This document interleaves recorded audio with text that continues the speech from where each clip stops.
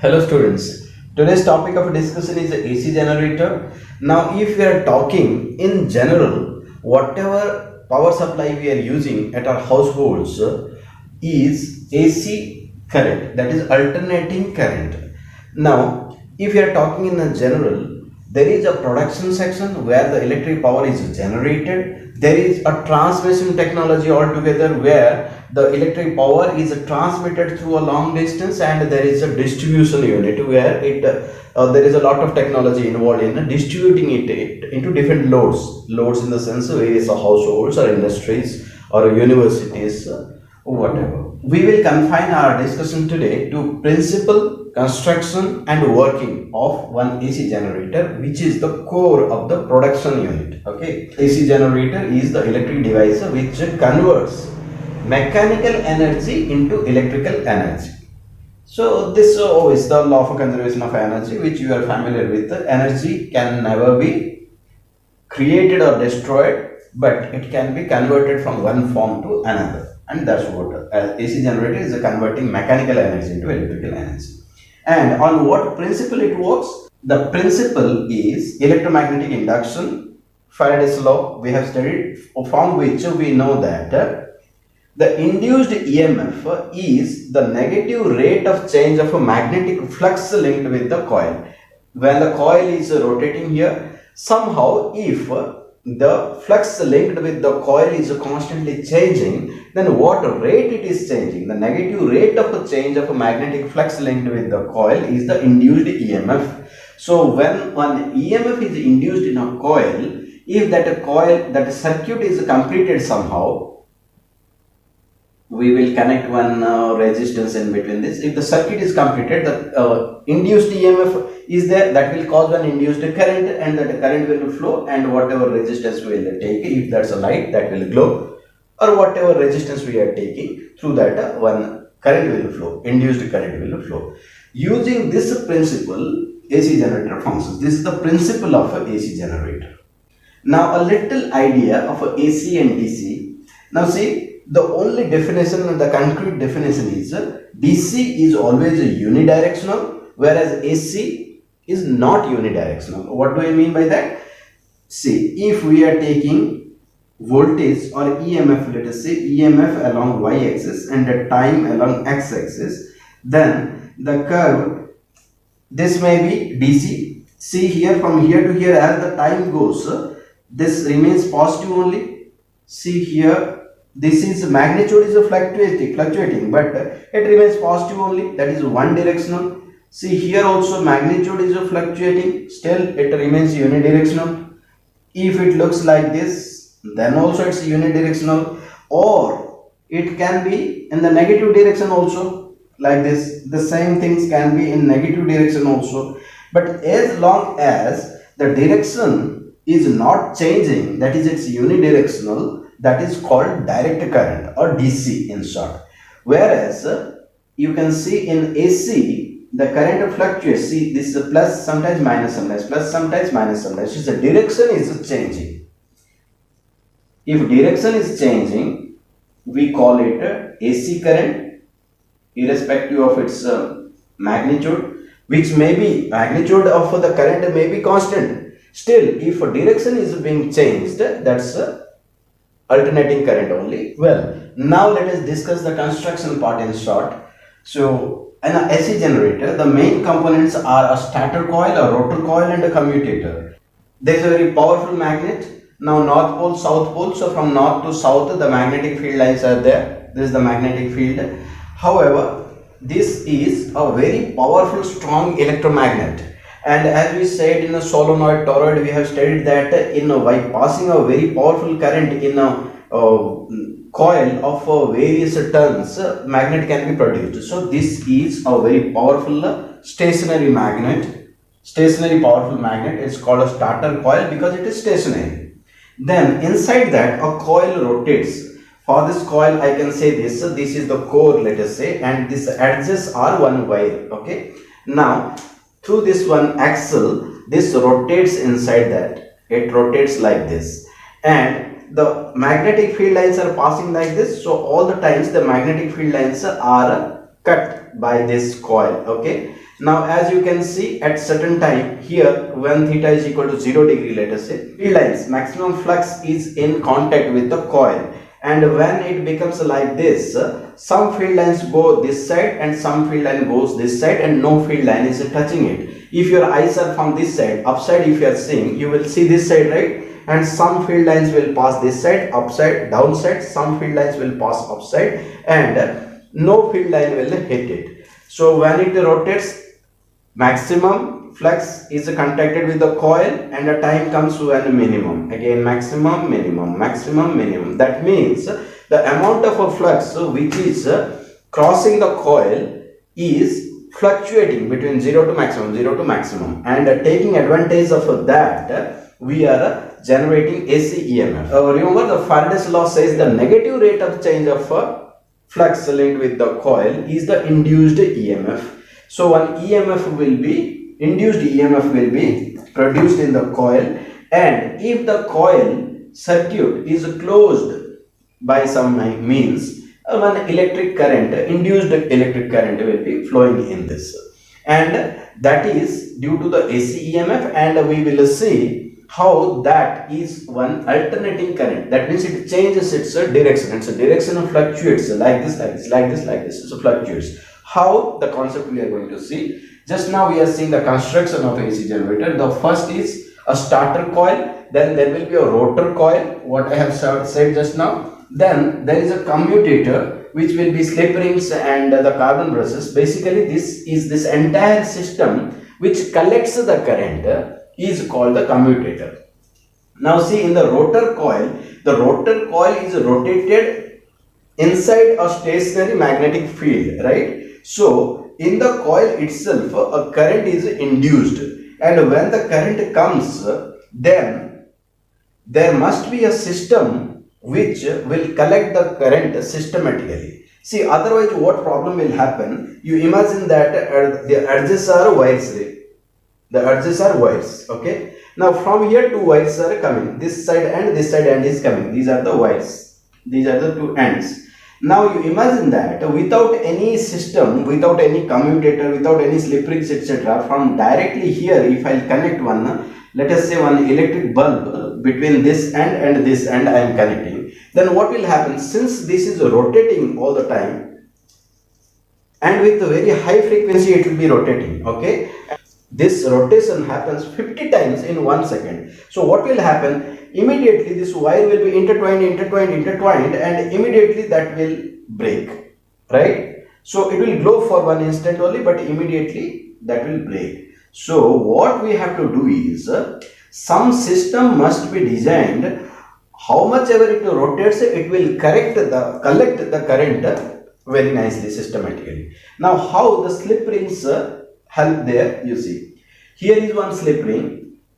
Now let us name something so that I can say it easily. Let us say this is A, B, this side is a C, D. Okay. Now the AB side is connected to one slip ring. Okay. Now this, whenever it rotates, this remains always touching the ring only. That means this ring, this slip ring, let us say S1, is connected to AB side always, and this side is, let us say, slip ring 2, that is connected like this to CD all the time. Now whenever it is rotating, all the time it is rotating, so this AB side is always connected to slip ring 1, and CD side is always connected to slip ring 2, simultaneously rotating, and these slip rings are not moving. So from there, how it can be connected? In some generators the slip rings also are rotating. Now these are carbon brushes. Let us say this is brush 1, this is brush 2. Okay. Now carbon brushes are simply, these are brushes. If something is rotating against it, it is in touch with this. Even if it is rotating, it is in touch all the time.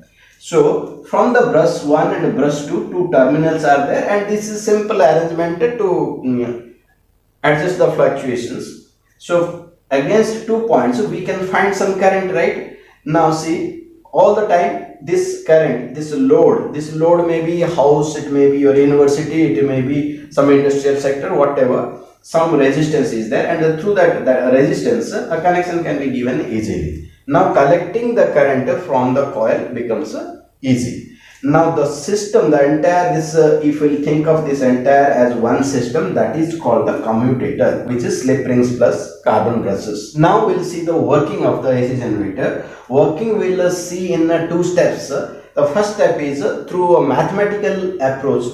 The first step is mathematically we'll understand. Then we'll understand using a graph. That also is the concept. We'll clarify the concept further using the graph. Listen here. Let us say this is the coil. Again, I am taking help of this only to explain that. This is the area of the coil, and inside this there is a soft iron core. Generally, it's made. But now you think of the wire only. This wire, rectangular wire, what you are seeing is the edges. Okay, these edges are the wire. Let us say.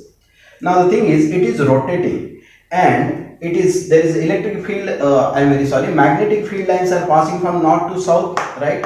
These are field lines are there which is hitting it. And in between that, in between north and south poles, so this coil is rotating like this. So depending on the various positions of this, the flux linkage with the coil is changing. And how we get that change? Flux linkage with the coil is given by the magnetic field multiplied by, not multiplied by, magnetic field dot the area vector, right? So this is equal to BA cos theta, where theta is the angle between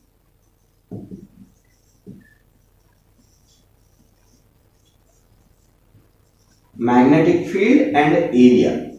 Now, what is the direction of the area? See, when the area, this coil is like this, the direction of the area is always perpendicular to the area, right? So this is the direction of the area, and the magnetic field also is from north to south in the same direction. So B also is in this direction only, and A also is in this direction only. So what is the angle between B and A?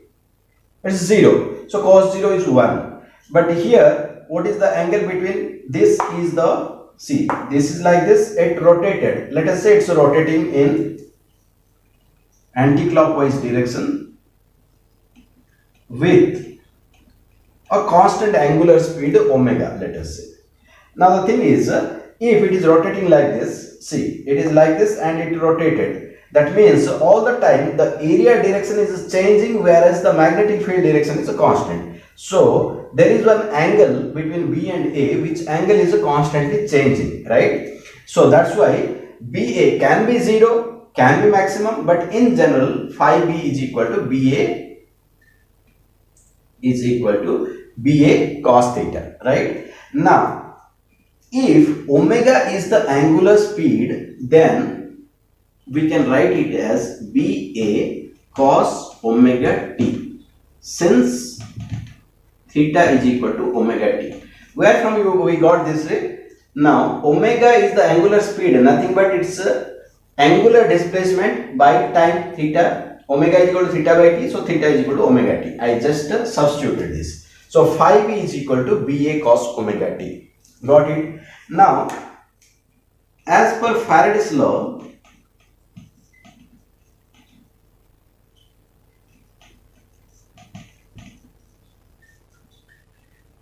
what is the induced EMF? I am writing E induced is equal to minus d phi b by dt, right? Induced EMF is equal to negative rate of a change of a magnetic flux. So this is equal to minus of d by dt of phi b is equal to BA cos omega t.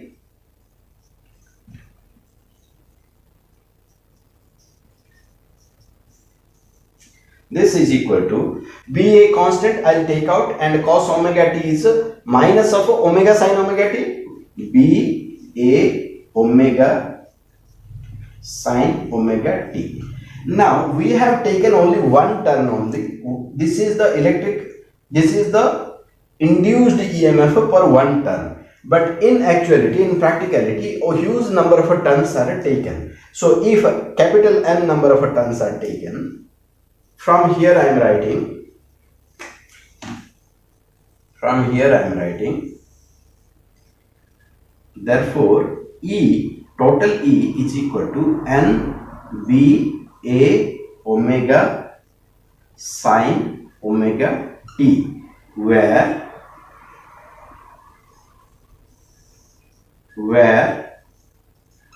n, capital N, is the number of turns of the rotor coil.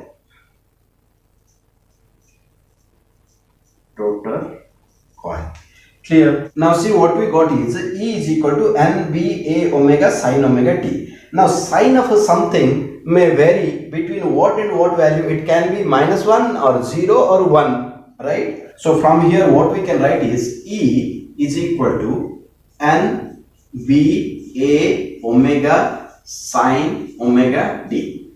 Now since sine omega t varies between plus or minus 1, so it becomes -1, 0, +1. Within that only all the values are coming. So E is equal to, what we can say is E naught sine omega t, where E naught is equal to NBA omega. Now see, in this expression, N is the number of turns, which is a constant for a particular generator. B is the magnetic field strength, what stationary magnets are taken from the beginning, that also is a constant. A is the area of the coil, which is not fluctuating in between for a particular generator, that also is a constant. And we have said that we are rotating with a constant angular velocity, constant angular speed omega. So N, B, A, omega, all are constants. So for this entire thing, let us call that E naught sine omega t. Now at max, the mod of this can be E naught or it can be 0. That's why E maximum, the maximum value of induced EMF is equal to E naught, that is equal to NBA omega, right? That is when sine theta term will become 1, and the minimum value,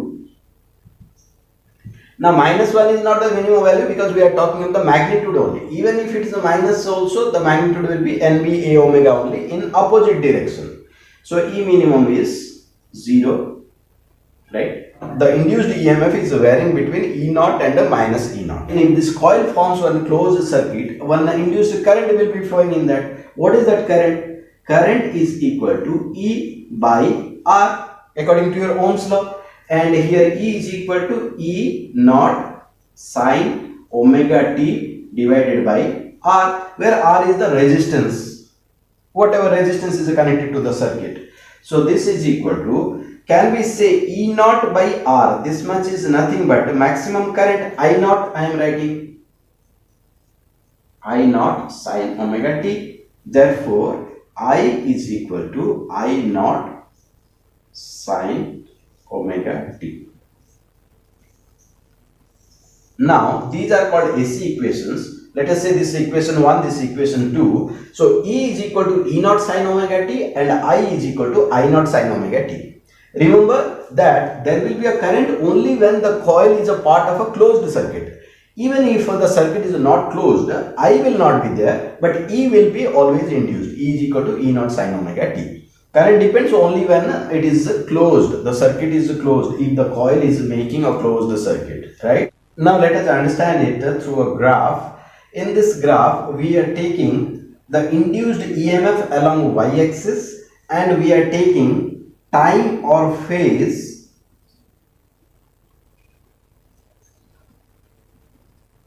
time t or phase theta along x-axis.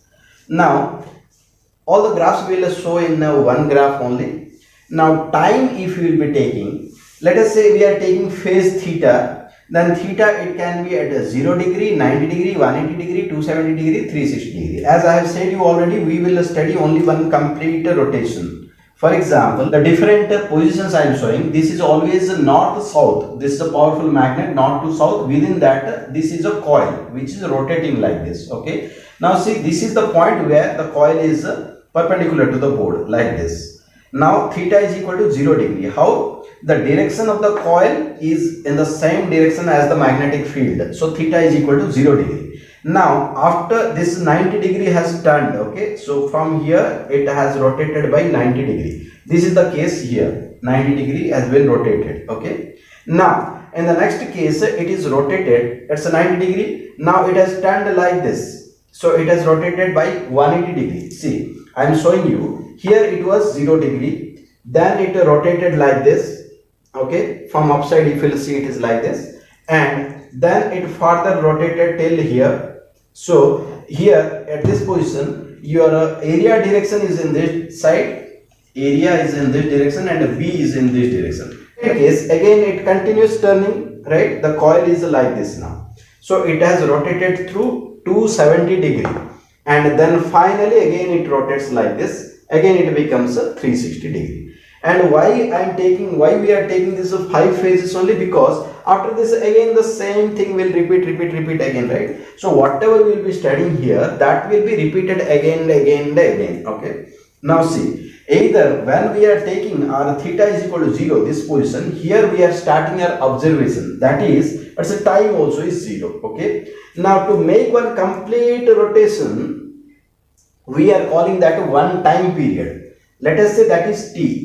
Okay, if we are talking in terms of a time period, this is a T, so this is T by 4. If I make it 4 parts, from 0 to 90 degree, it took a T by 4 to rotate through 90 degree, another T by 4, that's a T by 2 to make it to rotate further to 180 degree, then 3T by 4, another 90 degree, and last T by 4, another 90 degree, that is 360 degree. So along x-axis, if we are taking theta, then it can be 0 degree, 90 degree, 180 degree, 270 degree and 360 degree. And if we are taking time, it can be 0 T by 4 in second, that is 0 second, T by 4 second, capital T is for time period we are writing. So T by 4, T by 2, 3T by 4 and a T.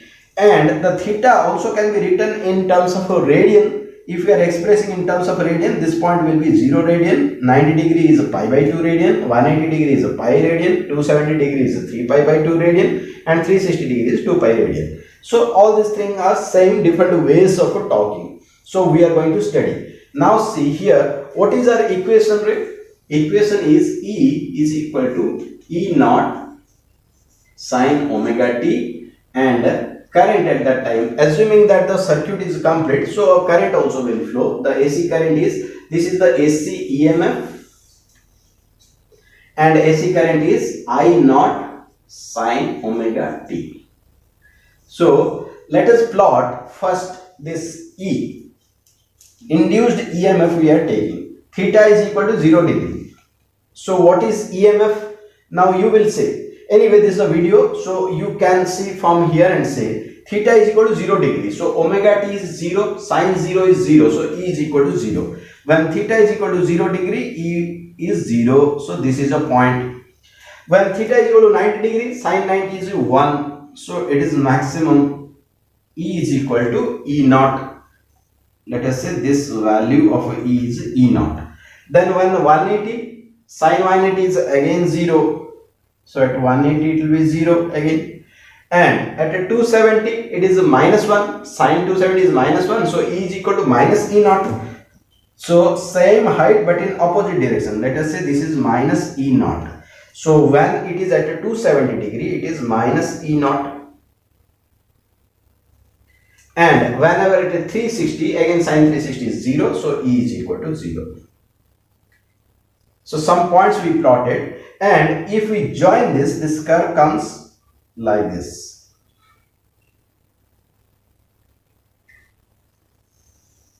If we join all the points like that, the curve comes this way. Right? Now, see, whenever I is nothing but E by R, right? So, whenever E is maximum, I will be maximum. When, let us say, along y-axis, we are taking induced current now. Let me show that with a different color.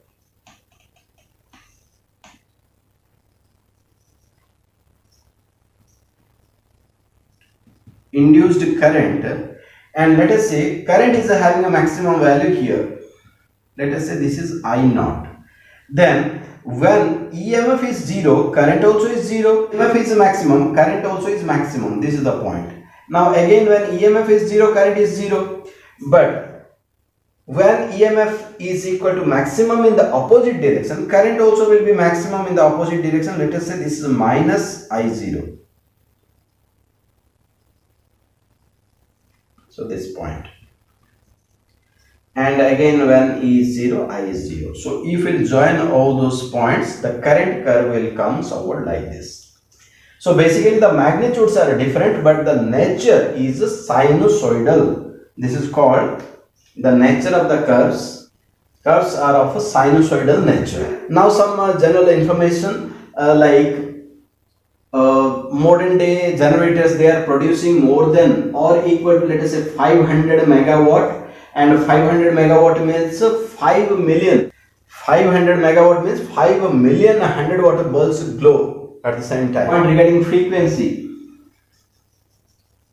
so frequency is 50 hertz in India, and it is 60 hertz in USA. Now the thing is, these are not fixed, it can change. The thing is, see how frequently it is rotating, depending on that EMF also will be having that frequency. Okay, why? Omega is equal to 2 pi f. This relation we are aware of, right? So omega, the angular speed, with what angular speed the axis is rotating, with what angular speed this is rotating, that divided by 2 pi is the frequency, we say, right? So that frequency, it is designed by in the AC generator, right? With what frequency we will rotate? We will rotate with some constant frequency. But what that constant frequency is, or what that constant angular velocity is, that is fixed. And that is from country to country, it is fixed. As you can say that it is not a conceptual scientific concept, but it is fixed for convention. It is fixed to maintain different frequencies in different countries. Okay.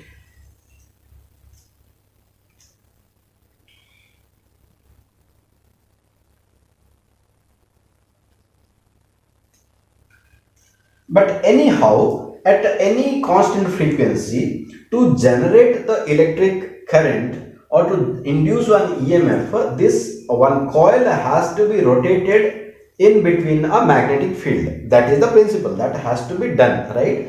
But this will be rotated how? The electricity current will come, but this will be rotated. It is nothing but you are rotating it by force here. Now I am rotating with my hands. But with constant angular speed, if it has to be rotated, there must be some energy which mechanical energy will rotate it, right? Now, what energy is used in rotating the turbine which is coupled with the coil? For example, let us say to rotate it, one waterfall is there. Under that waterfall, one turbine is kept. With that force, it is rotating, and that is coupled with the coil which will rotate inside a magnetic field. If that way it is done, it is called one hydroelectric power plant. And if coal is burnt, some fuel is burnt, and from that water is evaporated, and that steam is passed with a high pressure, and that is hit, and that is rotating it, then we will call that a thermal power plant. And if the nuclear energy is used to do the same work, whatever energy used, it's called nuclear power plant or hydroelectric power plant or thermal power plant, depending on the way in which the rotor coil is rotated inside the stator magnetic field, right? But in any case, the AC generator works on the same principle. We are going to see why AC is alternating in nature. We are going to understand it conceptually. Okay, now think. This is the coil, okay? This side is A, B, C, D. Let us say this side is A, this side is B, here it is C, and here it is D, okay? A, B, C, D, like this, and it is rotating. So for A, let me write here also, this side also A, this is B, right? This is our B, this is C, so this side is C, and this is D. Okay, this is rotating. See, this is C and this side is C. I have written A is A. This is B, B. This is D, D. Okay. Now, if it is rotating, what will be the direction of induced current is given by right hand Fleming rule. Okay, you stretch your finger, right hand, index finger, middle finger and thumb in such a way that they are mutually perpendicular to each other. This is right hand Fleming rule. If a current is flown, in which direction it will rotate? To understand that, we had followed left hand Fleming's rule. Left hand Fleming's rule. For generator, right hand Fleming rule only will come into use, but students are asking, it is confused because left hand Fleming rule we had studied earlier and right hand Fleming rule we are studying now in case of a generator. That's why I am taking up both of these at the same time. Left hand Fleming rule is used for, generally I am saying it's used for a motor, and right hand Fleming rule is generally used for generator. Okay, so right hand is generator, left hand is motor. This way you can remember, this is generator and this is a motor. Now the thing is, when left hand Fleming rule is used, when magnetic field is known and direction of a current is known, in which direction force will be experienced. To find out the direction of a force, we used left hand Fleming rule.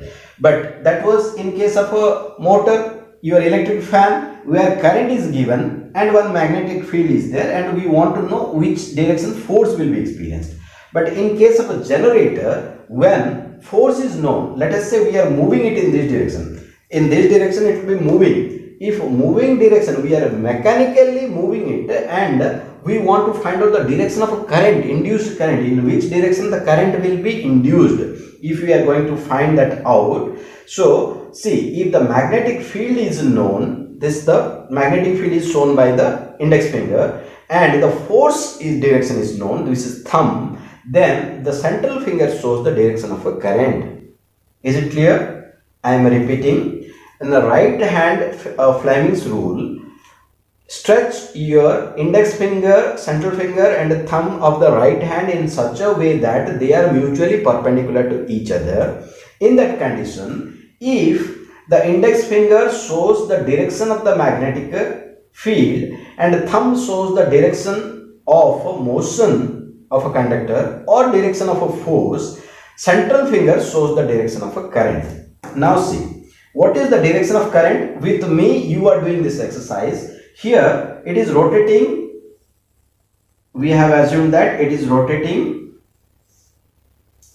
like this. From top, if I am saying it's anti-clockwise direction with the constant angular speed omega. Okay. If it is rotating like this, then AP is coming in upward, AB is coming upward and CD is moving into the board, right? Then along AB, current direction will be in which direction? See, this is your magnetic field strength.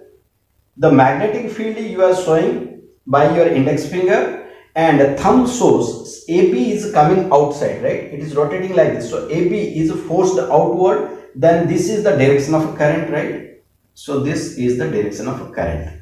So current, induced current will flow in this from A to B, right? And what about C to D?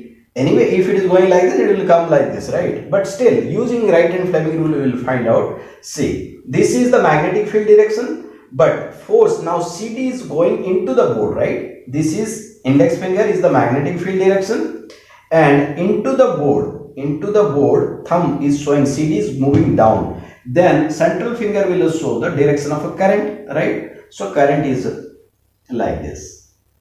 Clear? Now see, here is the trick. When it is rotating like this, AB is coming outside and CD is going into the board, right? And that will continue till this position. But it is continuing to rotate. Now you see, AB is going inward and CD is coming outward, right? AB was coming upward and CD was going into the board till now. But after this, AB is going into the board and CD is coming outside, right? So here how I can say this became CD now, CD, and this became AB now, AB.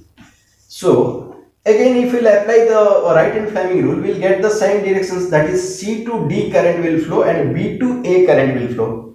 Remember that when AB was here, A to B current was flowing. Now B to A current is flowing. You got it or not? Similarly in CD, when it was this side, D to C current was flowing. Now C to D current is flowing. Now let us see the current direction in the external resistance. When AB side is connected to S1 slip ring, let us say, and CD is connected to S2 slip ring, let us say. Now in this position, AB current is coming like this. So through resistance it is coming like this, and it is coming through S2 and it is flowing like this. Now AB is connected to S1, we said, right? So AB is connected to S1 and CD is connected to S2. So how the current will flow now? From S1 it is coming like this, S2 it will go to S1 and then it will flow. So the current direction will be reversed, right? So for half cycle current is flowing in a particular direction, and for the next current is reversing. The direction of a current is reversing, and that is the reason this is called alternating current. So from here to here we call it one cycle. Like this, if the frequency is said to be 50 Hertz, let us say, then 50 Hertz means 50 cycles per second. That is, per 1 second 50 cycles like this pass. Now how many times EMF and current becomes zero in one cycle? Twice. And next 2 in the next cycle, next 2 in the next cycle, and it goes on. So 2 times in one cycle EMF becomes zero, and hence current also becomes zero. We can call that it becomes off.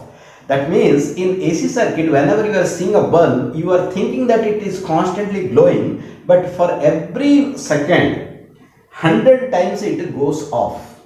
Do you understand? Our eye is not capable enough to catch that. We are not able to catch that thing, but in every second 100 times it goes off. Is it clear to everybody now? Hopefully this session remained very useful. Wish you all the best.